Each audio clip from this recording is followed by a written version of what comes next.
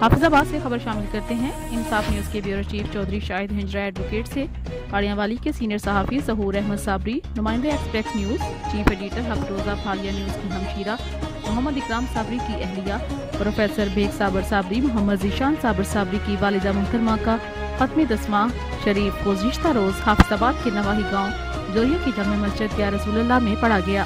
اس بابرکت اور روحانی تقریب میں پنجاب بھر سے تمام مکاتب فکر کے سینکڑوں افراد نے شرکت کی اور اہل خانہ سے اظہار تعزیت کیا۔